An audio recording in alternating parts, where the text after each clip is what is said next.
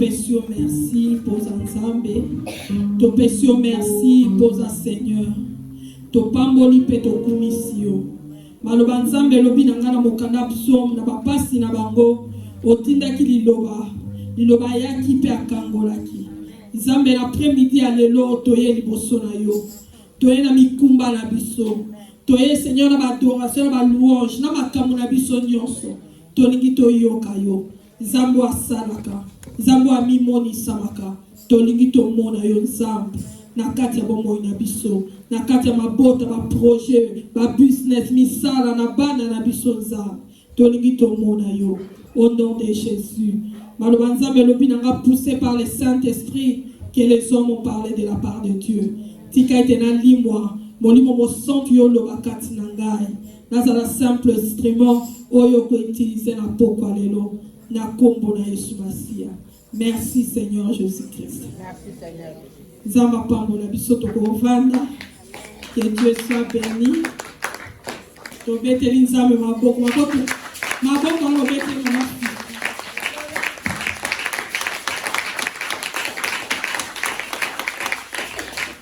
Amen. Nzamba za bien, nzamba za malamu. Nazo pambola nzambe na après-midi kitoko apesi biso. Nazo pambola nzambe oa sepeli na après-midi ya lelo na telema liboso bana nzambe. Na programme ezalaki ngate me nzambe na bon nzambe na ye ayeba ke fale ngala leka na loba de la de sa part. Nzamba zo lokumu na pamboli nzambe pona mosali na nzambe esika zali nzamba pambola ye. Nzamba continue ko salela ye dans le nom de Jésus. Nazo pambola nzambe pona bomo ya papa Guy, papa Gabi, papa nyonso bo baso sala misa na kati église ba mama nyonso nzambe azwa lokumu dans le nom de Jésus-Christ. Na ngena pesa nzambe merci pona 16e anniversaire ya mariage na biso. Zambe azwa lokumu. Please aider na opetela nzambe maboko. Zamba za bien. Zamba za malamu.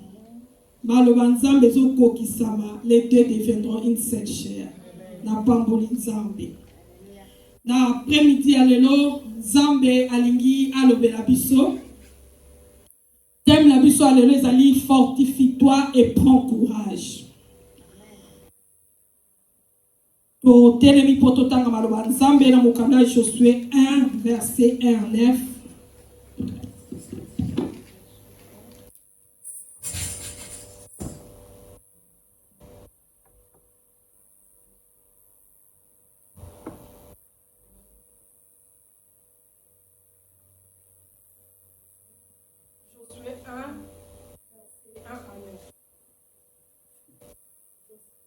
Josué 1, verset 1 à 9.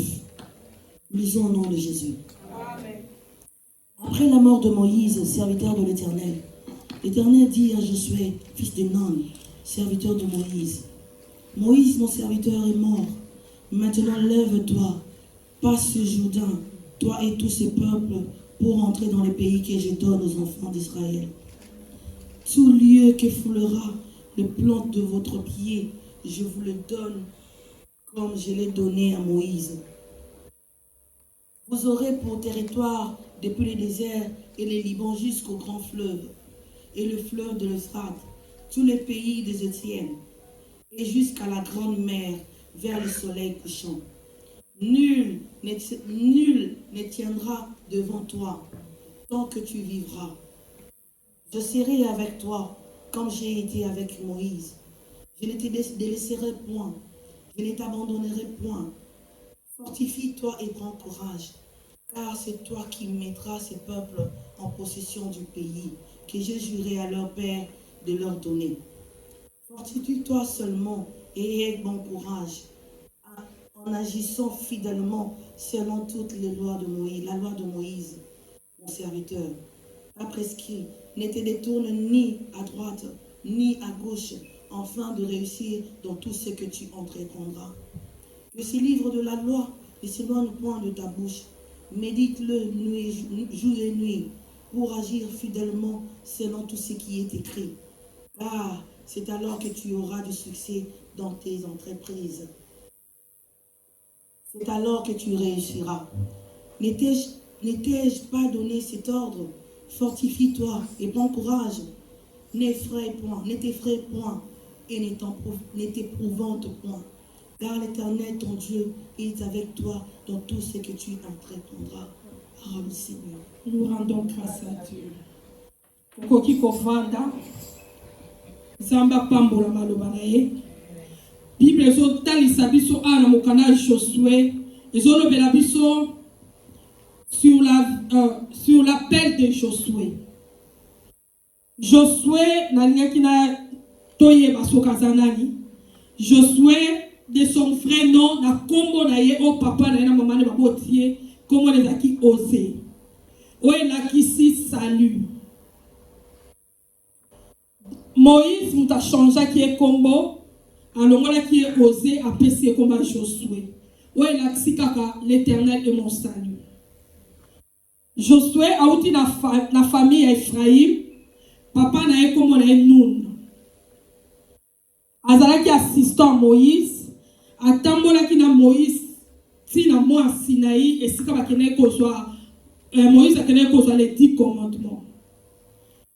Josué auto l'après-midi à l'élo. Azalaki parmi ma 12 explorateurs au Moïse a tindaki pour akende na bakende lokola ba éclaireur na mboka ya Kana.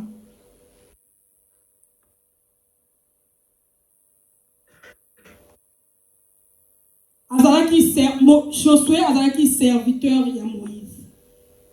Thème la biso ezali fortifie-toi et prends courage.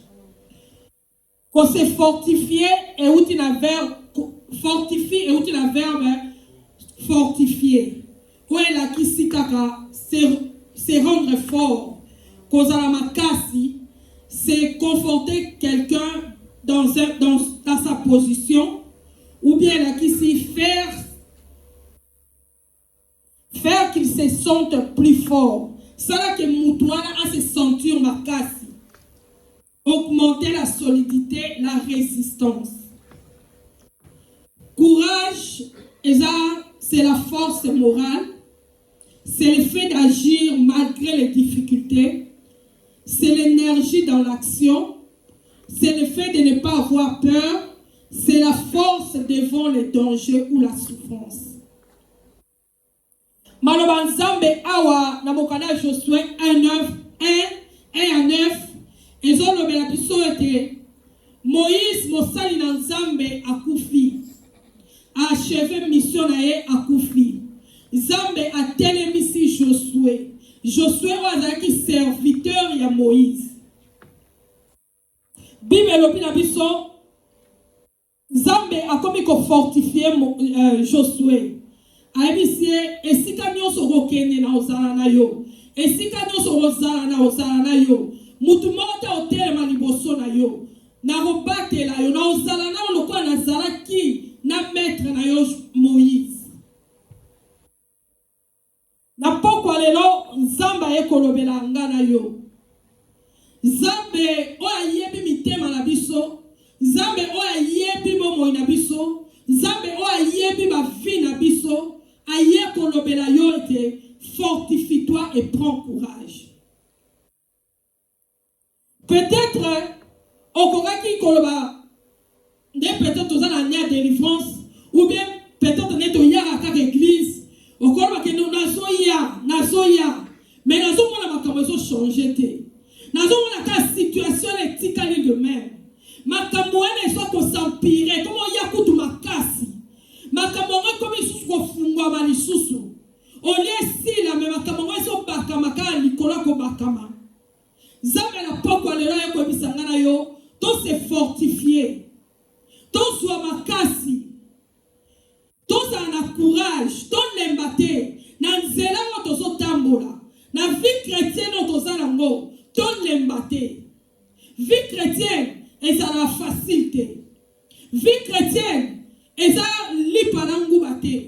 Et ça vie moko oyo, et ça la makambo ebele. Apôtre Paul alobi na vie chrétienne boye tokobeta mabaku baobetisa biso mabaku baosala biso mabe bakotonga bakofinga tokutana na batribulation tokutana na makambo ebele tokutana na batake tokutana na baproblème ebele alobaki apôtre Paul alobi soki okwei telema mpona makolo mpe continue course na yo yango nzambe na pokwa lelo aye kolobela ngai na yo sur le courage aye kolobela ngai na yo sur ete tose fortifie tosala makasi malgré makambo nyonso koyi kokutana nango na nzela na yo malgré badifficulté nyonso koyi mokutana nango malgré makambo nyonso oyo ngai na tokoyi kokutana nango tosala makasi mpe tozala na courage.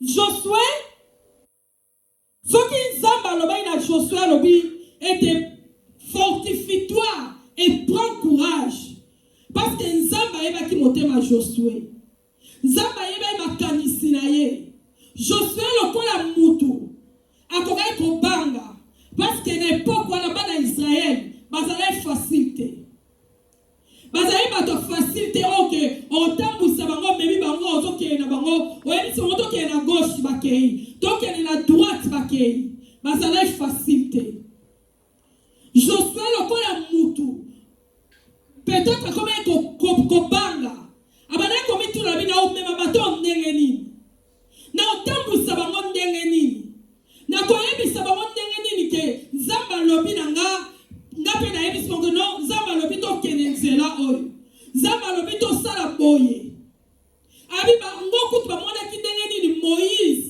abandaki nzambe asalelaki ye mais un jour lokola bato Moïse amati na mont Sinaï ake kozwa ba 10 commandements bango batikali na se basalela bango veau d'or balembi na bango babi atolembi na biso Moïse ango mpe tolembi makambo na ye Josué akomaki kobanga Josué akomaki kolenga Josué alobi non eske nakokoka parce que nzambe ayebaka makanisi na biso Bible alobi c'est lui qui sonde le cœur et les reins yende mutu asondaka mitema na biso yende mutu ayebi makanisi na biso yango nzambe abandi kofortifie Josué lokola mutu akoloba balobi Moïse oyo tobanda kotambola na ye ye kuta azalaki prophète ya nzambe ye nzambe banda kolobela ye de bouche à oreille soki nzambe alobi boye ayoki place biso tobanda komata na montagne te mais Moïse abandaki komata amona nzambe Moïse wana akufi eske bana ya Israele oyo baoyokelanga eske bapeuple oyo nazotambola bango baoyokelanga Josué akomi kolenga Josué a dit, est-ce que Kosimba a commis qu'on raisonner l'olengeni Moïse a bana otambola na bana Israël a commis qu'on raisonner l'olengeni Moïse a mona Moïse kopwa kan nzete na se nzete ole bongo minyoka ebeli ba nyoka ya ba magicien ya Pharaon a commis qu'on raisonner Moïse a zwaka kan nzete a beti na mai ekabwani abi eske nzambe osala nga pelo ndenge bana osala Moïse lokola mutu Josué bana komi tuna ma question yango nzambe akomaki kofortifie ye nzambe bandi koyebisa alobi prends courage fortifie-toi na nzela ozotambola ozala yo moko te na kozala na yo mutu moko te otelemela yo so bandi koloba mutu otelemela aza te mboka moko te eotelemela yo na kotambola na yo na koabandone yo te condition nzambe apesa Josué alobi que ce livre de la loi ne s'éloigne point de ta bouche médite-le jour et nuit abi comme le faisait mon serviteur Moïse abi maloba nzambe s'éloigner la vie na yo te maloba nzambe ekende musika na bomoi na yo te méditer yango pour que on réussisse pour que kende liboso esengeli o méditer maloba oyo nzambe wana aza bien na pokwa lelo nzambe aza na posa ngana otozala makasi aza na posa ngana otozala na pekisa yo. Et biso on mekete on ba liboso simbité. Banami bala meki so simbité. Banami sa to meki so simbité. Lokola mutu neto zaka batu. Emso ko lemba. Emso ko bayepe. Obina no sala lisusuté. Na osala su likamongote. Makamona no sala simbate. Mais Nzambe na poko lelo. Ayeko ebisanga na yo. To se fortifier. Nzambe ayeko ebisanga na yo. To zwa makasi. Nzambe wana ayeko ebisanga ayeko assurer nga na yo. Et to ça na courage. Donne les matés. Devant ma défi à Mokili. Devant ma complication. Devant ma kambou. Donne les matés. Donne ça na makasi. Tellement. Soit possession et loko nzamba ebisio. So nzamba ebisio ok na gauche.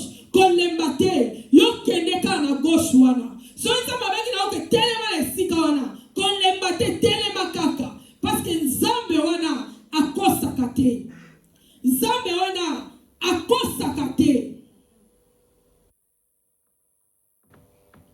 Tosi baloba nzambe na mukada Marc 10, 46 à 53.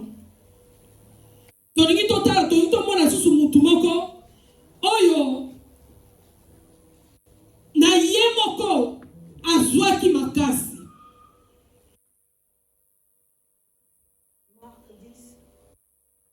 Marc 10, 46 à 53. Ils arrivèrent à Jéricho. Et lorsque Jésus en sortit avec ses disciples, il y eut une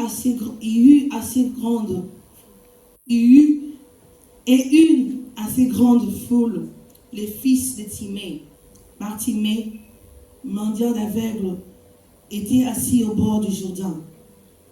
Ils entendirent que c'était Jésus de Nazareth et ils se mirent à crier: Fils de David, Jésus, aie pitié de moi. Plusieurs le reprenaient pour le faire taire, mais il criait beaucoup plus fort: Fils de David, aie pitié de moi. Jésus s'arrêta et dit: Appelez-le. Il appela l'aveugle en lui disant: Prends courage, lève-toi. Il t'appelle. L'aveugle jeta son manteau et s'élevant d'un bond, vint vers Jésus. Jésus, prenant la parole, lui dit: Que veux-tu que je te fasse? Rabouni, lui répondit l'aveugle, je veux recouvrer la vue. Et Jésus lui dit: Va, ta foi t'a sauvé. Aussitôt qu'il recouvra la vue et suivit Jésus dans le chemin. Amen. Amen. Maloba nzambe awa esolo bela biso lisola Bartimée. Bartimée, Bible lobi ete abane ko vana na nzela. Azalaki aveugle. Azalaki kaka aveugle te mais abane ko mentir, abane ko senga pe. Bible lobi un jour Jésus-Christ abane ko leka na nzela uti na Jéricho, azon leka na nzela o Bartimée azalaki. Bartimée yoki makelele. Atuna bi eza nani? Bayi seza Yesu Masia mutaso leka. Bible lobi la biso Bartimée bani ko ganga lobi Jésus-Christ fils de David, aie pitié de moi. Bible lobi astaka zo ganga batu baso pekisa ye. Balobi tika ko ganga. Baso pekisa tika ko ganga. Ozo tia makelele tika ko ganga. Nanzela on baki nanzela vie chrétienne ezala facile. Nzela vie chrétienne on commence à nous sala bolamu moko boye batu ba opekisa yo. Ebisu yo sala poso sala loko moko boye batu ba opekisa yo. Batu ba otio bakal ba bika yo pe on lekisi. Yo pe on lekisi kaka yo swa senge no boye ngamu na opesa ngamu na osala musala boye ngamu na osala boye kaka yo batu ba don lembisa yo. Lokola Bartimée Bible lobi na biso ete tango abaneko Yesu azoleka Bartimée azoganga azali na posa amona azali na posa guérison. Bible lobi na biso ete batu bazopekisa ye balobi na tika koganga otika koganga tika makelele. Bible ntango bazopekisa ye, ye azoganga lisusu makasi koleka. Ami Jésus-Christ, fils de David, aie pitié de moi. Bible ntango agangi koleka, Yesu ayoki, ayebisi batu wana lobi, bobenga ye. Batu wana kopekisa ye, ete aganga. Batu wana mona loko aza ko importuner maître. Batu wana mona loko aleta zo déranger Nzambe. Yesu ayebisi monga lobi bobenga ye. Tango ye, alors Yesu atuni alobi, olingi nini? Bayebisi babena nous, prends courage, il t'appelle. Bayebisi babi sois courage. Azo benga yo. T'aimes la vie aux amis, fortifie-toi et prends courage. La vie chrétienne de ton temps la boy. Mon temps ça et ça la batu musu va encourager yo. Et bien ça la batu bébé va encourager yo té. La vie chrétienne de ton temps la boy. Et ça la batu va encourager yo. Ça la bon l'amour. Elle se va encourager yo. Mais il y a des fois va encourager yo té. Et c'est les yomoko na yomoko au téléma. Batima bi non, so na vandi karaboye. Moi na mobali wa zoneka na otika l'aveugle. Em so leka suna nzela ote. Em so leka na mona na koyoka lisusu yete. Et c'est na profiter. Tawa zoneka na benga ye pota piki sangai. Pota kangolanga. Batima gani makasi. Alabi Yesu mwana Dawidi yokela ngai mawa. Bible lobi na biso Yesu tindi batwa obada opekisa Batima lobi bobenga ye. Batwa ba biso babi prends courage. So tali malobo bien Batima ina courage na ye moko. Parce que ye moko bana ko ganga. Ye moko bana ko ganga. Courage to lobi eza c'est la force morale. Et sa force morale. Tant que tu as pekisa yo, tant que tu as lido ke libosote, mais na mutuna yo, na makanis na yo, et c'est là la fort. On le maintenant ero simba, na okende liboso, na komona bola mwanzambe, na kotato la bika mwanzambe, bana na ngaba okende liboso, bana na ngaba komona bola mwanzambe, batu bano babano bate, na komona bika mwanzambe, ya ngone za courage. Batima ina courage na yeye moko. Alabiti esene na ngana ganga makasi. Ko ganga ana lelo, tozo me ngana prière. Muto aza se fortifier. Muto aza la posa mona loboko nzambe. Esene na la muto yo azo ganga liboso nzambe. Ezala batu so alobano yo po sambela mingi. Ozo sambela pelo mo peto mo na changer. Oui, il y a des choses qui changent. Parce que il y a des mutamoni ya monio, amoni koso pela moto, amoni ke moasa la makamuso ezate. Il y a des choses qui changent. Amen. Bible la Bible c'est le spirituel qui appelle le physique. Tant on a la spirituel on a fort, tant on a lukanzambe, tant on a bande dans les secrets, tant on a sala makamuso dans les secrets et komona na na miso abatu. Batu balinga te komona na. Yesu abibo benga ye. Batima ye. Yesu tunya lobi ngina sale longi. Ala bila ngina recouvrir vie. Na ngina mona. Na ngina mona.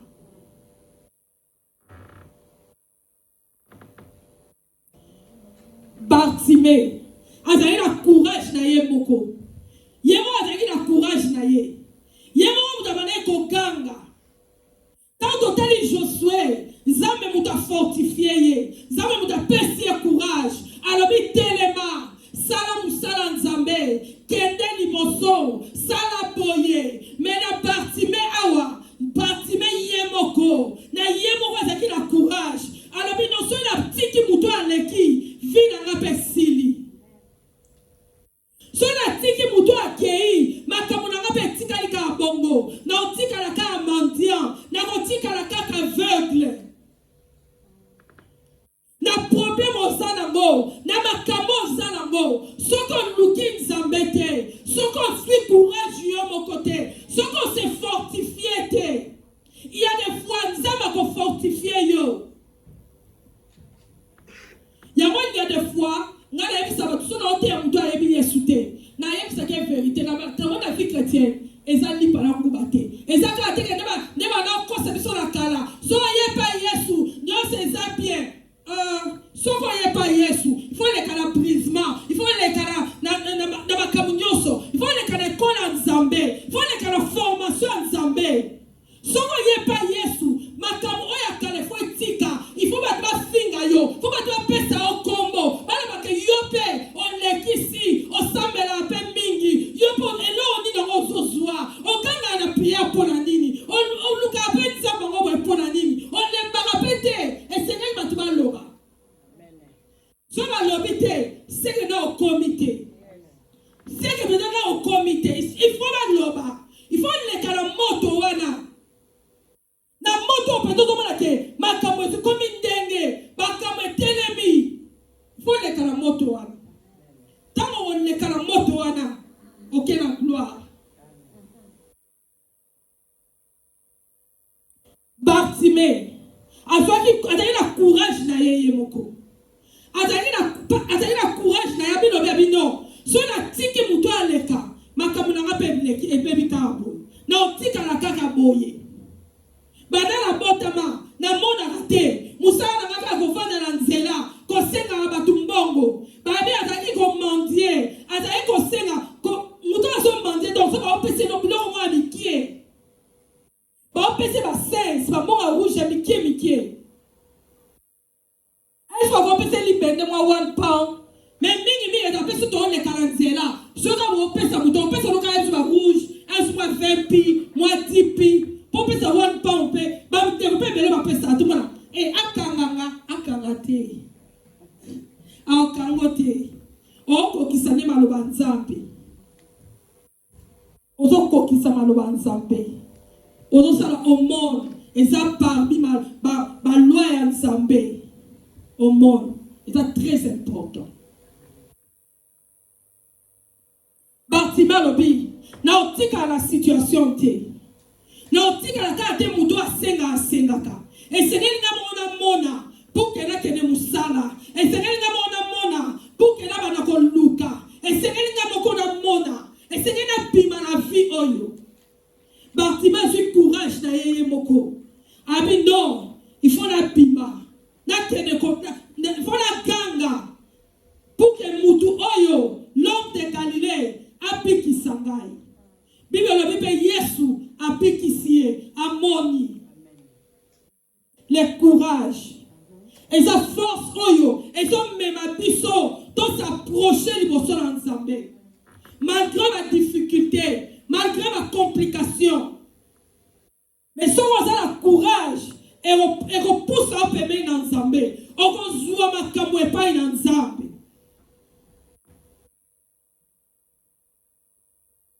Les autres autant à moi bingi. Tosi mon candidat à Luc 24.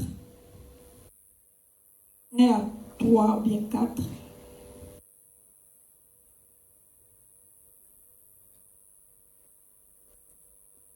Luc 24. Premier verset jusqu'au 3e verset. Disons au nom de Jésus. Amen. Le premier jour de la semaine, elle s'est rendue au sépulcre des grands matins, portant les aromates qu'elles avaient préparés. Elles trouvèrent que la pierre avait été roulée de devant le sépulcre. Et en entrant, elles ne trouvèrent pas le corps du Seigneur Jésus. 4. Comme elles ne savaient que penser de cela, voici 2 hommes leur parurent.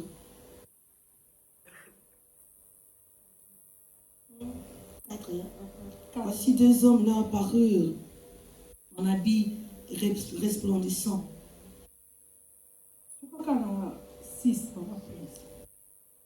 Saisies de frayeur, elles baissèrent le visage contre terre. Mais ils leur dirent: pourquoi cherchez-vous parmi les morts celui qui est vivant? 6. Il n'est point ici, mais il est ressuscité. Souvenez-vous de quelle manière il vous a parlé lorsqu'il était encore en Galilée. Maloba Nzambe awa tozotal ngala mukana Luc 24 totali 1 à 6 mais soko continuer na roti na 12 et ça bien. Bible lobi na biso Yesu masi akufi. Bakundi batie na tombeau. Bible lobi na biso ete na tongo batie basi bakei ko ba memi ba romate ba parfum ba romate ba ibake ko sopana corps ya Jésus. Awa tozotala basi oyo bazalaki na courage. Là tozolobela courage na ko se fortifier. Bazalaki na courage. Et si ba disciple oh bazalaki ko tambola na Yesu bavandi esika moko bazo banga bazo babatami mais pas sur la vie non torofanda te biso torokende ko mbome corps ya Jésus toko banga te malgré et que na tawana nde babomaki Yesu eze batiaki basoldat liboso wana batiaki bato banayi kokengela po ke balobaki soki batie bato te badisciple bakoya koyiba corps à Jésus mais parce que balobi lobi non biso tokokende pour que to embaume corps à Jésus baso bazalaki na courage esika mibali bazobanga esika badisciple bazolenga esika badisciple babangi balobi non moye tokende eza te tozelaka ndenge ayebisa biso tozela na Jérusalem tofandaka na place moko tozelaka na ti mokolo molimo mosantu akoya baso balobi te biso tovanda te esengeli tokende koembaume corps à Christ esengeli tokende kotala esika bakundi ye esengeli tomela baparfum tomela baromate pour que corps na ye toembaume yango baso bazalaki kobanga te babanga basoldat romain te babanga bagarde bapatiaki liboso te babanga mpe te keno bato baolobela bango bato baolesa bango boya kosala nini esika oyo boya koluka nini na kati esika oyo basi wana babanga ite babi tokokende bazalaki na courage batelemi na tongo courage eza kolongola bolembo ekangaka bato eza kolongola kobanga oyo ekangaka bato babi no biso tobanga te tokolemba te tokolanda maître na biso tokende kotala mokonzi na biso sika batie ye tokotika te tokotika ye te basi wana baye ntango baye bakutani na baange oyo bayebisi bango ke babi bozoluka moto aza na bomoi esika bakufi bokende koyebisa badisciple ke asekwi ndenge alobaki akosekwa. Le courage. Fortifie-toi et prends courage. Parce que vous avez la courage. Le quoi la Bartimée avez la courage d'aller moko. Parce que la carte de mon avez la courage d'abango bango moko. Babi toko kende. Toko banga te. Toko lenga te. Courage et longola mutu ko banga. Et si tu vas te ko simba te yalbe ko simba. Et si tu vas te ko kende liboso te yalbe ko kende. Et si tu vas te nyoso na zawana. Et ça a échec, il a échec, il a habité. Pour la réussite, il a réussite. Mouton a le courage.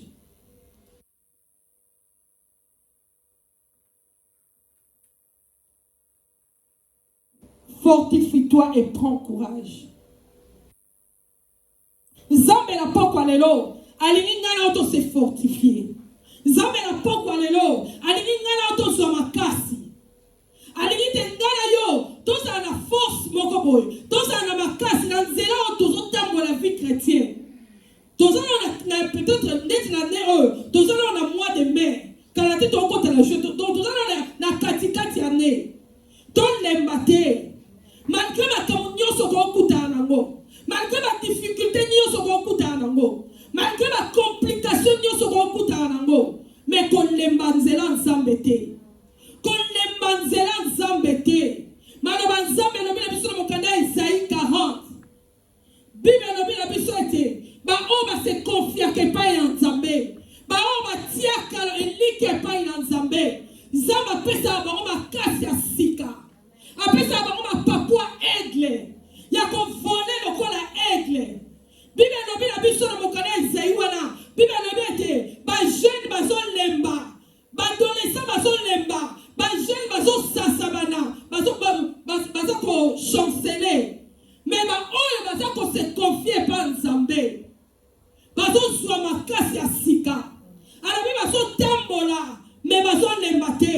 bazokima bazolemba te nzambe alobi bakozwa makasi ya sika bazovole.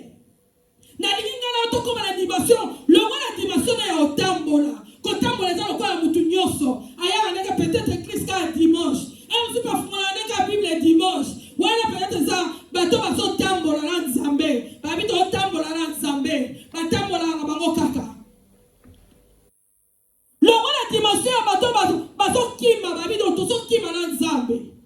Mais comment la dimension ya mutu azovole na Nzambe mutu azovole za mutu oyo akolisi intimité na ina Nzambe mutu azondimela Nzambe esimba te azokroire na Nzambe amona te azondima ke Nzambe azosala amona makambo changer te mpona ye atie confiance epa Nzambe aza na courage aza kose fortifier aza te lokola Josué azolenga azobanga azozelaka Nzambe aloba na ye alokola Bartime ye mo aza na courage na ye mo aza na force na ye ya koluka Nzambe ye mo aza na force na ye ya koganga epa na Nzambe puka mona loboko ya Nzambe zala mutu oyo aza kopusa na epai na Nzambe. Bible oyo base confiere epai na Nzambe Nzambe apesa bango fort apesa bango bapapa aigle aza ndeke lokola bandeke nyonso te na linga aigle alokola bandeke nyonso te aza te keno afolaka lokola bairondele tomonaka bavolaka awa te aigle so amataka na altitude. Bible so compare Yesu na aigle mutu aza lokola aza aigle aza lokola Yesu. Aigle misu na ye emonaka aza la vision makasi 7 fois plus meilleur que ya mutu. Aigle na sema papu na ye un temps ebimisa mafuta le Saint-Esprit. Yango Bible so compare Yesu aigle na Yesu. Zala aigle mutu oyo bapesa ye chance te ye moko azovole ye moko azoluka Nzambe ye moko azopusa na liboso ya Nzambe ye moko azosolola na Nzambe azelaka te aya ete Nzambe alobi nino yebisaka na oza na badirective ya Nzambe te mponaka te ye moko liboso na Nzambe ntango azobondela Nzambe misu na ye ezofungwama ntango azobondela Nzambe Nzambe azopakola azorenuvele mafuta kati na ye ntango azobondela Nzambe azomona makambo bato bazomona te azoyeba makambo ekoya lobi nango ezala na vi na ye ezala na vi ya ndako na ye ezala na libota na ye zala aigle bima na makambo keno nazotambola totambola lokola bato nyonso te surtout la neur de délivrance natambola lokola bato nyonso kasi nakota na makambo na 2023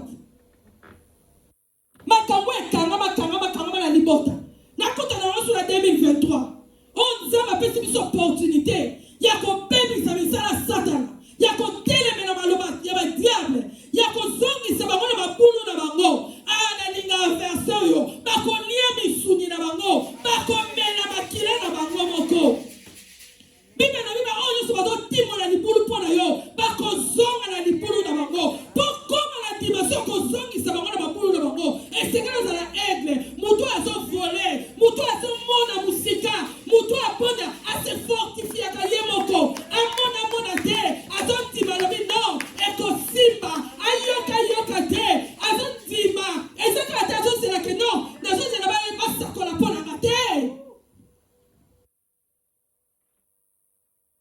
Prophétie à solo. Amen. Parce que prophète, quand il peut reconnaître un sentiment, parce que pas mon yo kama à ce planer on m'a dit tiens le baka pour mettre la pese loco. La prophète. Qui est fou. Peuple de Dieu. Nous avons mutu oyo. Asa se confier pas ensemble. C'est différent. On se fortifier yemoko. Na kati na yemoko ozo makasi. Na kati na yemoko ozo comprendre que non nzamba zo sala. Ata na so mona te, silence ensemble l'acceptance te. Silence ensemble et l'acceptance te. Et le mite que non nzamba o sala te te. Et le mite que nzamba zo mona te te. Maloma nzamba no mina biso, asala biso monaka, asala matoya yokaka, asala mundoka lobaka, asala maboko simbaka, asala makola tambolaka, zamba tambolaka, zamba lobaka. Problème na ngana yo zakaka ke, to poussa la lisusu liboso na nzambe. To se confier liboso na nzambe. To sala matoto koni intimité na nzambe. To longa la dimension qu'on a na relation na nzambe et na refuse la relation na nzambe. Na ngina za na intimité na nzambe. Oyi mutu so na intimité na mutu. Nano baka na code. Papa na maman so ba na intimité. Ataku yo telebi wono loba. Maman on dit baka o papa lobi. Papa on dit baka o maman lobi. Yes. Si il faut la intimité dans Nzambe. Il faut la pousser les pas dans Nzambe. Na komi sa Nzambe ami na ngai. Beste na ngai. Mutu na nga kati. Mutu masona kati za la Nzambe. Na boy ko tambola kama boye. Parce que je na tambola. Il y a des fois na okweya. Il y a des fois na omona batu mususu. Na kolemba. Na msoya madiko kima. Na kolemba. Mais mutu azo volé. Okomi le kola Nzambe. Batu ba okamwa yo. Oza différent na batu nyonso. Oza lokola batu nyonso te. Parce que batu nyonso batambola na bango. Et ça normal. Bakima na bango mbangu. Et ça normal. Mais qu'on vole. Et ça dimension ensemble. Et ça dimension makasi. Ya qu'on soit courage. Et ça dimension makasi. Ya qu'on se fortifier. N'ensemble.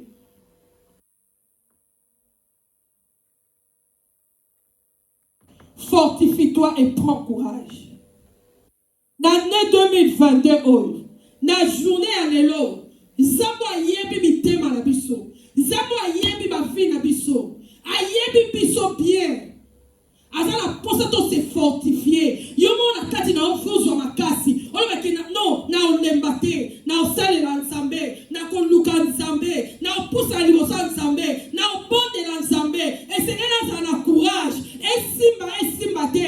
Na mon échec te. Na la zone di makaka nzambe. Ke nzambe akosala na bombo nanga. Nzambe akosala na libota nanga. Bible lobi na mokanda Bakuk. Même si la prophétie tarde, attends-la, elle s'accomplira certainement. Balinga te, bakoma 10 000 fois bandoki. Ngalo baba kota na magie lokola balingi, bakota na science occulte, bakoma na baba bandoki so ya dimension nini. Mais Jésus-Christ, l'homme de Galilée, a sa vainqueur. Yene mutalongi sibiso. Bible lobi comme nous sommes. Lomeke Yesu azanzambe.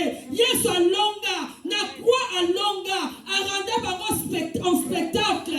Apebi sa misala satana. Alors que hier a une malédiction.